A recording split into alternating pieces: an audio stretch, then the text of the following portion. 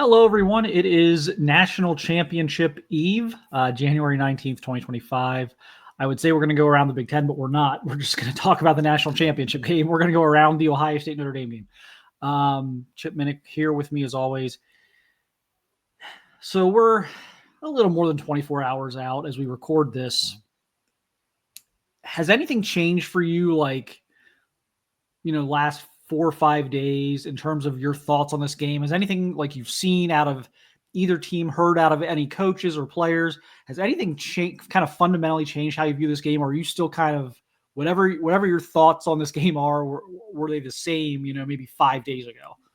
I'd have to say that they're pretty consistent. I mean, I believe Ohio State it's going to be a full four quarter game that Ohio State's eventually going to win. But I mean, Ohio State, they have to play better than they did against Texas. I mean, they were fortunate in the sense that with the penalties that seemed to kind of slow everything down. And I want to give credit to Texas. I mean, the fact that Texas is a very talented team, but I mean it required Ohio State to play the full game. I'm anticipating Notre Dame pouring over exhaustively what Texas did well to impact Ohio State. So nothing has changed for me. I think Ohio State is still well positioned to win this game, but I'm fully believing that Notre Dame is going to give Ohio State a true challenge, which is what you want in a national championship game. Yeah, I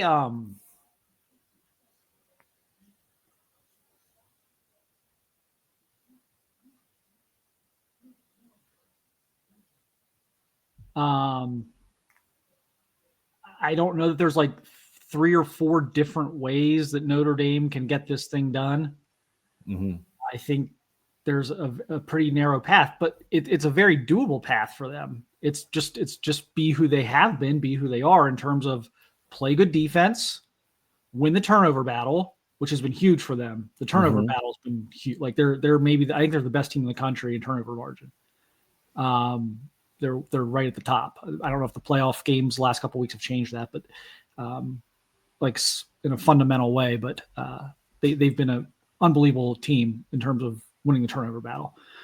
So if you do those things, if you play great defense against Ohio State's high-powered offense, and you win the turnover battle,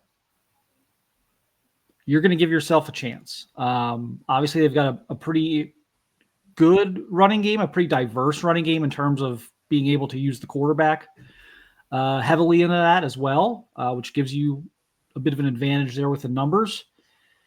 So if they can kind of, to use an Ohio State term, if they can kind of trestle ball Ohio State, right, they're going to have a chance, but their margin for error is not as great as Ohio State's is. They have to play a pretty clean game, win time of possession likely, which I think is kind of an overrated stat. Generally, I think it's going to be important in this game for Notre Dame. Keep Ohio State off the field. Basically play the game they played against Ohio State last year, except don't give up, the game-winning drive at the end. I mean, they pretty much controlled the clock last year. They kept it low scoring. They, played relatively mistake-free in terms of turnovers. But I think that's going to be a tough task with the way the Ohio State defense is playing. And the other thing, I think, the glass half full, glass half empty kind of conundrum here is your glass half full is you can play that type of game. You just watched Texas do some things defensively that you may be able to try to replicate. The glass half empty part of this, though, is that you just watch Texas basically play out the game exactly how Texas would have wanted the game to play out, and they still lost. And they lost by 14. Obviously, it was much closer than 14. Right. In how the game really played out, but they were still they still lost by 2 touchdowns, despite the game kind of playing out the way Texas would have wanted that game to play out. So there's a lot to unpack here. One or two keys, I guess, for you for Notre Dame as far as how do they win this game? Like what they need to happen, what they need to have happen. Well, I completely agree with you. I think that, effectively running the ball, effectively controlling the clock in the sense that, all right, I agree with you, Mark, when you say that I think, time of possession is an overrated stat. I would just simply expand on the fact that with Notre Dame, the idea of controlling the clock means that high-powered Ohio State offense is not on the field. So it's like that's kind of where, like from a strategic standpoint, I think, Notre Dame running the ball, tiring down that front seven of Ohio State, just kind of, just a war of attrition, so to speak, that, like that has to be something that, and it's going to be easier said than done, considering Notre Dame's offensive line is also having injury issues that they have to confront. And the fact that the Ohio State defense has played so well in the playoffs, it's going to be interesting to see. But I think probably, the most obvious candidate that needs to have a big game for Notre Dame is, Jeremiah Love, just because of the fact that, running the ball is so crucial to the Notre Dame offensive game plan. I think a secondary guy, thinking, in terms of matchups is Mitchell Evans, the tight end, because that Notre Dame passing game isn't nearly as prolific as Ohio State's, but they do like to throw to the tight end. So that means, I'm not sure if I'm Ohio State, are you going to try and cover them with Sonny Styles? Does that mean that Caleb Downs is going to be more involved in the pass coverage? So I think, those would be the players that I would, if I was, privy to the Jim Knowles, defensive staff meetings and practice sessions as to, kind of who they're going to be trying to, I don't think you can completely shut them down, but try and focus upon. Yeah, I think you definitely nailed it on the two key players, other than, of course, like Riley Leonard has to play well. Like 94 yards or whatever he had against Georgia is, I don't think gives Notre Dame a shot. He's going to have to get you 175 plus 200. I mean, he can't come in at like 120 yards passing. It's just not going to be enough. He's got to play mistake free. He's got to take what's there. Can they create enough explosives? That's my thing. Like, you nail the two key players, because like they got to get an explosive play or two in this game, like 40, 50 yard play, like big play. And Jeremiah Love's your most likely guy to probably deliver that. And then Mitchell Evans is going to be huge in terms of, I think, keeping the chains moving, because I think they are going to get themselves into their fair share of 3rd and 5 to 3rd and 8. And I think that's when he's obviously going to be hugely important. But I think they've got to create some explosives, because Ohio State's defense has kind of been built to force teams to drive, 12, 13, 14 plays. And the way their front's playing, it's just been so difficult for teams to do that, that, you do have to create some big plays. Can Notre Dame successfully do that? Well, that's the thing. I mean, like, just kind of thinking in terms of, like the common opponents that, that they, so, and I'm not trying to be, trivial about it, but the fact that, all right, Notre Dame was down by 10 to Penn State, came back to win that game. Guess what? Ohio State was also down to Penn State, came back to win that game. Now, granted, it was, I'd say, hey, a win's a win, but the fact is, like, Ohio State, I mean, it was when they needed a crucial drive to basically like seal the deal, they were able to do it. Notre Dame, they came up big, they basically, with that turnover by Drew Aller, say what you will about, should he have thrown the pass? Drew Aller has even said, no, I shouldn't have, but, they came up big to capitalize upon, like, to your point, Mark, earlier, that, they've got to, Notre Dame has to come up with turnovers, to, keep this one close. I would say, when it comes to explosive plays, I mean, like, Notre Dame had that in that comeback win against Penn State. I just don't know if Ohio State, and this is not meant to sound as though like, okay, Ohio State's defense is so far superior to Penn State's, because it's not. It's just, I just don't know if Ohio State will make the costly mistakes that Penn State did defensively. The person I apologize if this sounds like I'm singling him out unfairly, but like the person I'm concerned about, and I think most Ohio State fans are on the defensive side, is Davison Igbinosun, in the sense that I love the physicality, but the fact that like the pass interference calls have been, more than enough. Obviously, like that's his nature. I have no idea if they went back to the oven mitts, that they used on him to try and, get him from grabbing as much.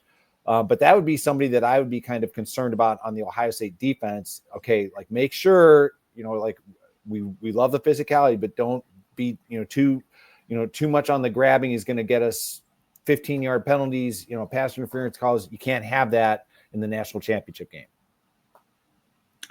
Yeah, I think, again, if Notre Dame's even in the turnover battle, is that going to be enough? They're going to need a lot of other things to go their way. I think they're going to have to be positive in the turnover battle.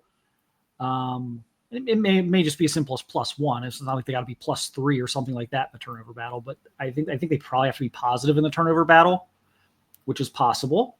They do a really good job of forcing turnovers. And look, like Will Howard's played great in large stretches this year for Ohio State. He's also been prone to an interception or two, a poor decision or two, especially in these big games. So, they've survived them the last few weeks. They didn't at times during the regular season, but so you can get an interception in this game. But you can't you can't give them extra possessions. You can't give Ohio State extra possessions. On the flip side, and this is where I think it gets interesting, because I think it was kind of uncharacteristic last week, was Ohio State was really, really shooting itself in the foot with offensive penalties. False starts, holdings, they were in first, second, and they were in second and like 15, second and 20 a lot. And this Notre Dame defense is really good. Texas defense is really good. They somehow overcame that against Texas. I don't know that they can do that 2 weeks in a row. I think that you're playing with fire at that point.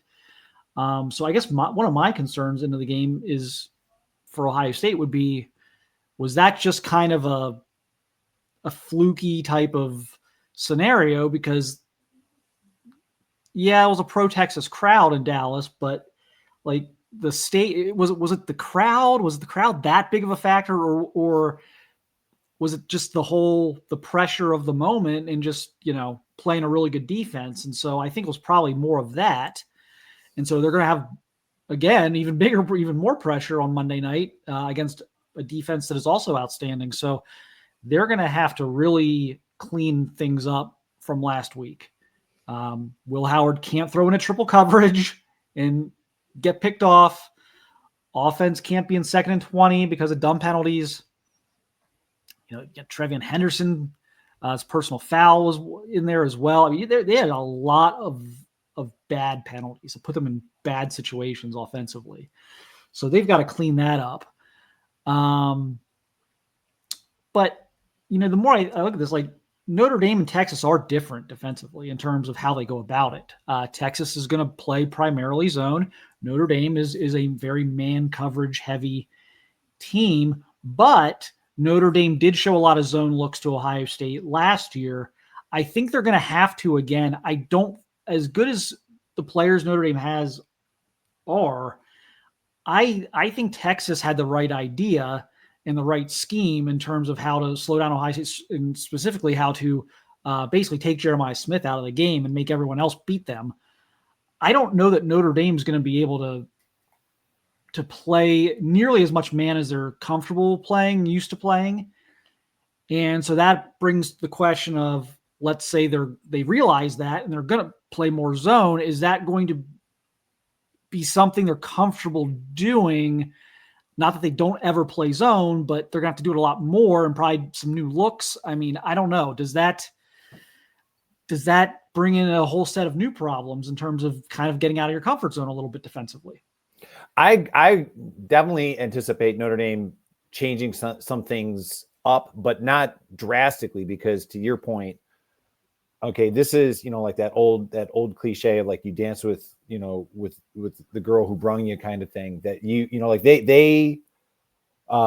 they can't play man against this Ohio State passing offense and expect, like to be as dominant, on the defensive side of the ball. But on the other hand, you can't, you can't play the way that you traditionally have, without, I just think it's like, it's a delicate balance. I mean, like, you can't recreate your defense in a week's time. Like there's a reason why that your players are comfortable. They know what their responsibilities are. But you have to sprinkle in some new looks. So it's going to be, I think it's going to be a really good chess match. And to your point, about Ohio State, with like was it the crowd? Was it that they were too amped up? That's another, I guess you could say, I don't want to call it a big concern, but it's like something like Will Howard.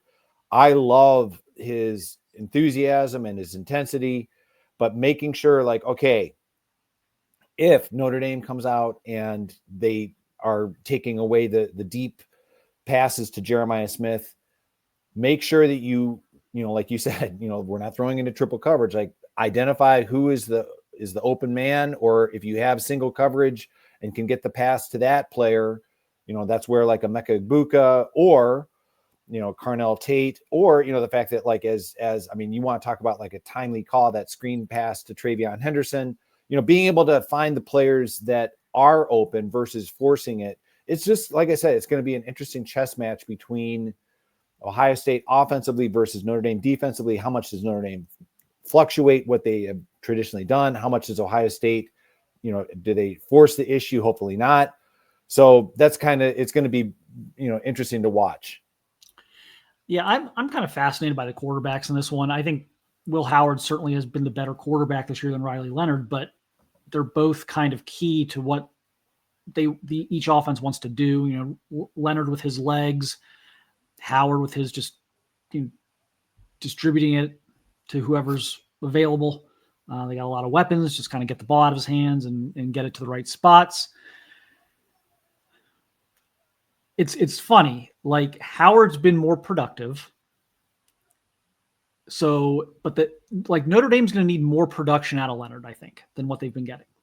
Like statistical production, like tangible production. And Ohio State is going to need Will Howard to not make the big mistake. I think the margin for error for Ohio State is greater than Notre Dame's, but it's still not something that's, again, you don't want to be playing with fire here. So watching how that plays out, if that can play out, can Riley Leonard get you 200 passing yards in this game? Because if he does, you're probably, I'll put this, if Riley Leonard gets to 200 yards passing this game, I think Notre Dame is probably at some point in the fourth quarter has the ball with either a chance to go ahead or, tied with the chance to go ahead, or just, one score back, chance to tie maybe. So, and if Will Howard avoids turning the football over, I don't know how Ohio State loses. Yeah, I think with Riley Leonard, to kind of pivot a little from what I said about Notre Dame, like fluctuating too much with what has been successful for them defensively. The same thing applies offensively. Like if Notre Dame comes out and they start throwing the ball all over the place, it's not only out of character, but it's like they're not designed. That's not to, I realize, for example, like, they've got good wide receivers, but it's like, come on now, like, what has brought you to the national championship game is that commitment to the running game and, taking care of the ball. And, oh, by the way, your quarterback is, your second leading receiver or rusher, excuse me.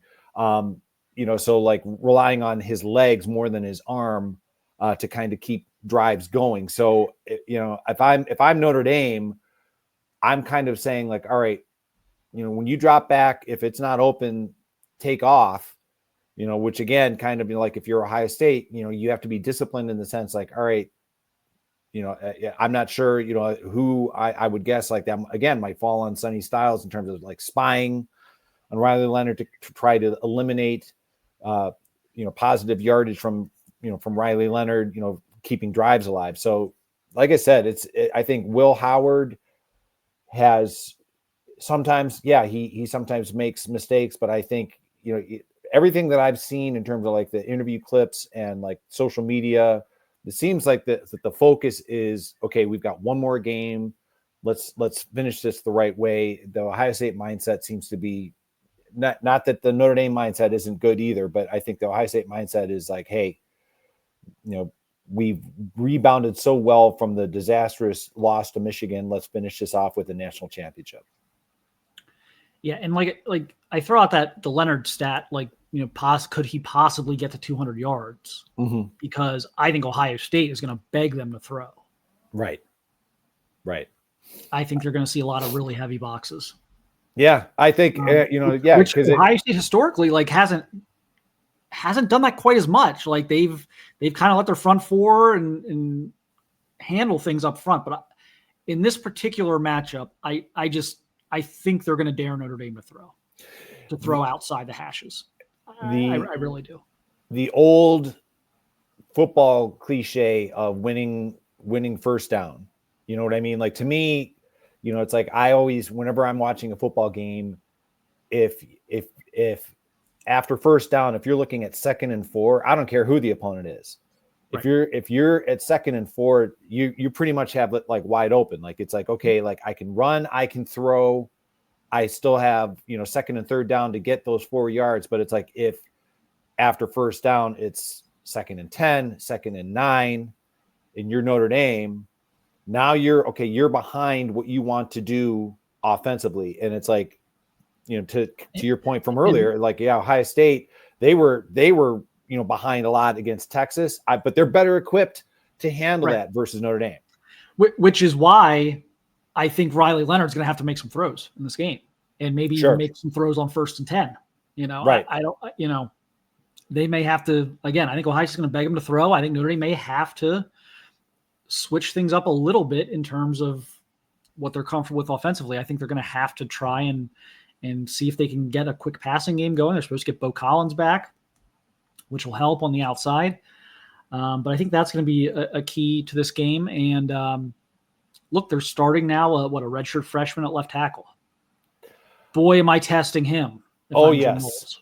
Oh, yes. Absolutely. I'm running all sorts of cool stuff on that side of the line. Right. And little stunts and twists and sim pressures and everything else.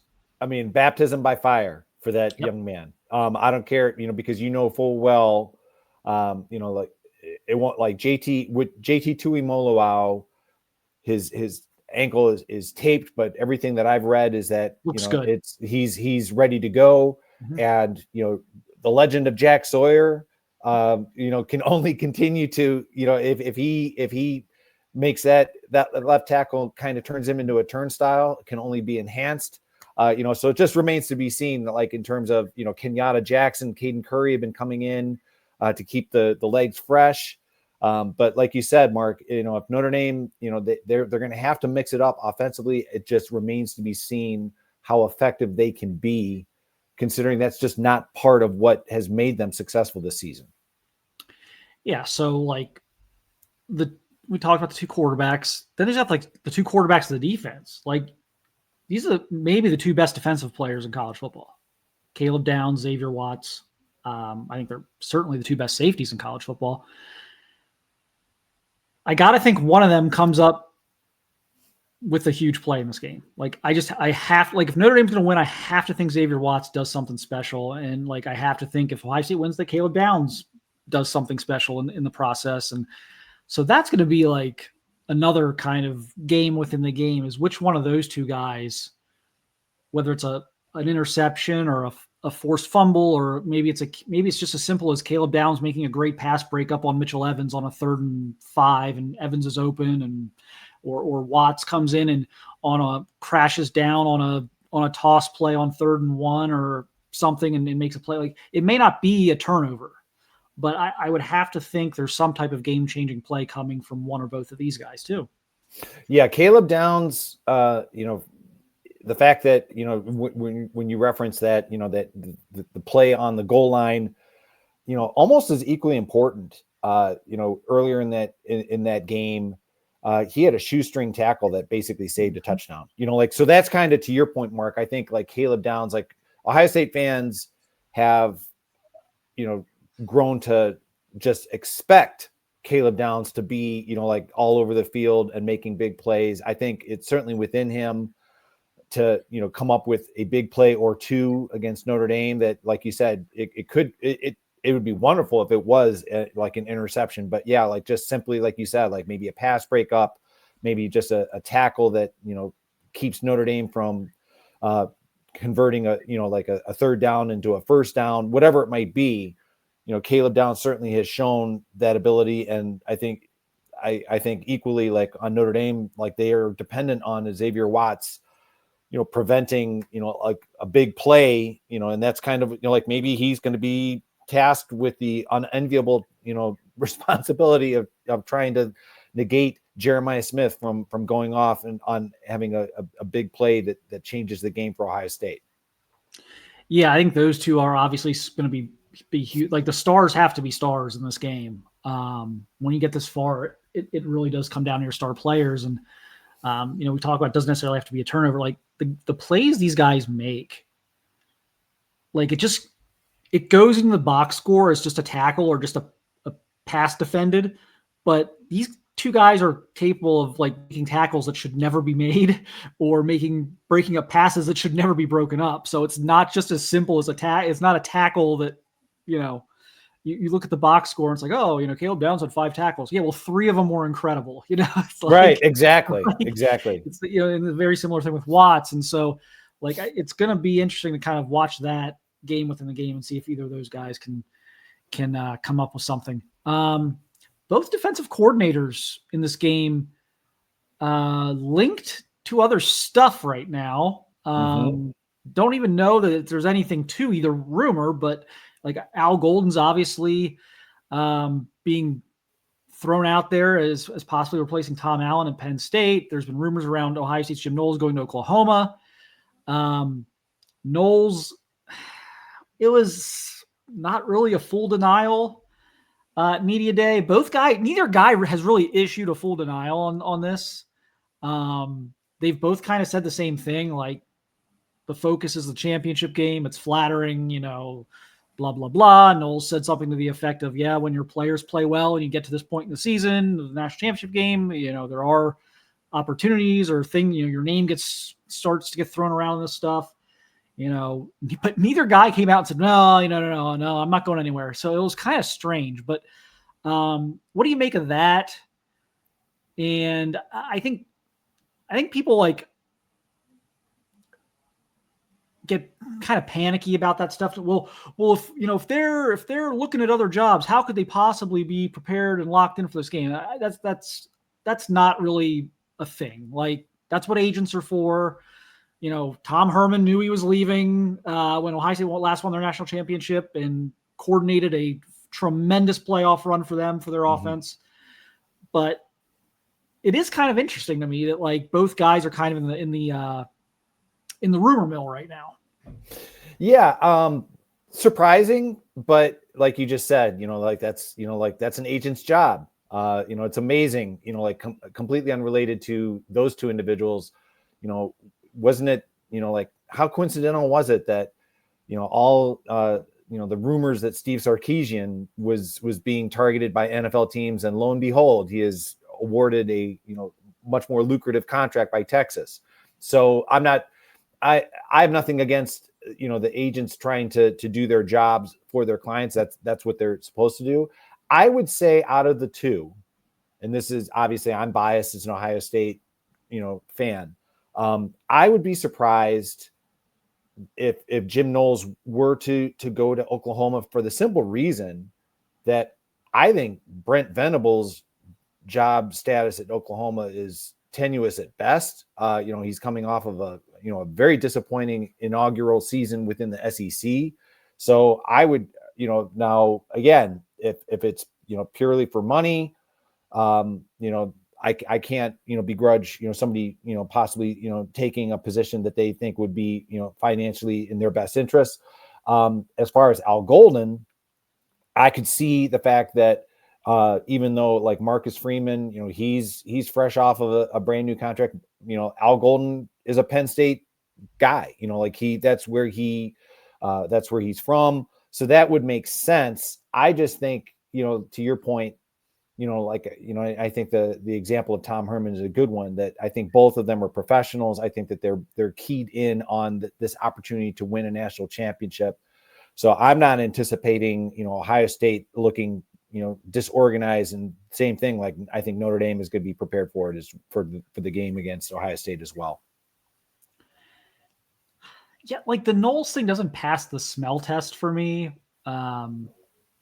You mentioned, again, is what type of job stability are you going to have there? I think that's valid. I know there's been questions, has Jim Knowles been able to run his defense in Columbus? And that seems to, at least for now, have been answered. Like, I don't think anyone's saying that right now, that he's not being able to run his defense. And so he works for an offensive head coach now. If he goes into Oklahoma, I mean, is Venables going to be, critiquing every, because I'm sure him and Venables have different philosophies at some point, at some level. Like, is that going to be a thing where the defensive head coach is going to be always over you? So he's making a fortune at Ohio State right now.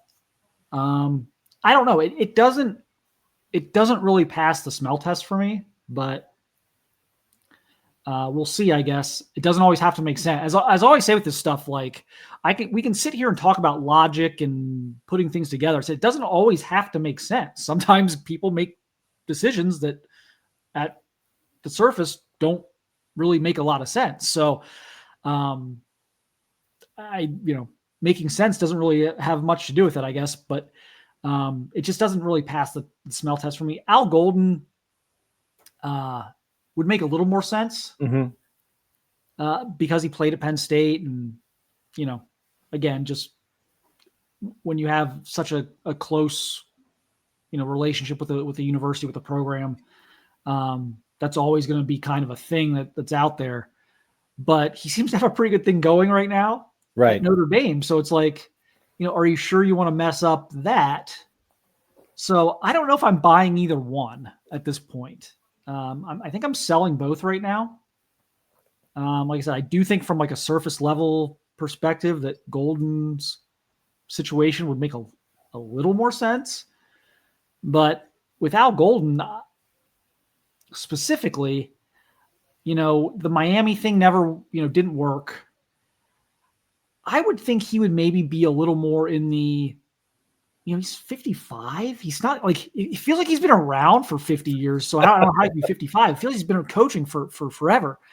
He's still only 55. I would think I would think his trajectory right now would be more that of like, if I put another year or two into this Notre Dame defense and it's continually just top of the line again, can I get another shot at, a major job? Like not going back to Temple or something, but like right.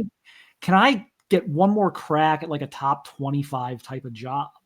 I would think that's where his like mindset would be. And just going from Notre Dame to Penn State, defensive coordinator, does that really do much to accomplish that? I don't think it does. But again, it doesn't have to make sense to us. So, we'll see. But I'm kind of selling both of those right now. Yeah, I like I said, I think the agents are doing their job. Like they are, hey, like at least kind of forcing a conversation with, and that's, we're not part of those conversations, but like, hey, is it about money? Is it about, what do we need to do to, are you happy? Are you unhappy? If you are, why is that? And again, I think this might just be, like, it's amazing how, like those kind of things come about. And the next thing you know, like kind of said, like what I said about Sark, it's like, oh, brand new contract that pays you more. So, and that's what the agent's responsibility is to do for their client. So we'll see, in the next, in the next week or so, if any of these things, like you said, if they have any legs. Yeah, I think it won't take long. I mean, by the end of the week, probably we would start to, there'd start to be some real smoke around those situations. Something was actually close to happening. All right. Final predictions here. Let's throw out a score or, some type of, how do you see this thing playing out? I have it going into the fourth quarter before Ohio State pulls away. And what I mean by that is, it's like the fact that I referenced earlier, Ohio State, they had their hands full with Penn State. Notre Dame had their hands full with Penn State. So it's like that common denominator, why Ohio State fans, and Marc, you brought it up, like the fact that, when the game was in South Bend a year ago, I realized different team, but, Ohio State had their hands full. I'm expecting a game comparable in scope and style to Texas going down to the wire, but I do see Ohio State having a lead in the fourth quarter and then pulling away. So I have it Ohio State 28, Texas 17. So that's kind of where my thought process is. All right, 28-17. I have kind of went back and forth on like a score. I think it's going to be low scoring. I think Ohio State, obviously, I'm picking Ohio State. That 8.5 numbers, which is still the line last I saw. Right. Mm-hmm. That I'm going to go with like the ultimate Vegas knows prediction here. Ohio State 21, Notre Dame 13. Okay. Notre Dame covers by half a point. Yeah, like that's what I mean. It's like Ohio State leads 14-13 going into the fourth, and then they get a big play from somebody, and it's 21-13, and the defense.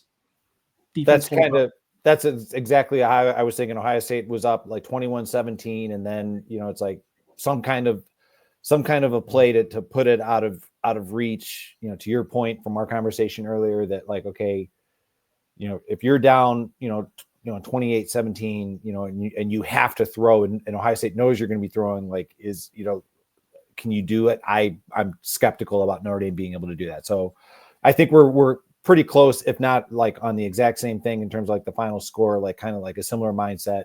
Ohio State, it's having to scrap, like having it, like in the fourth quarter, but pulling ahead in the fourth quarter.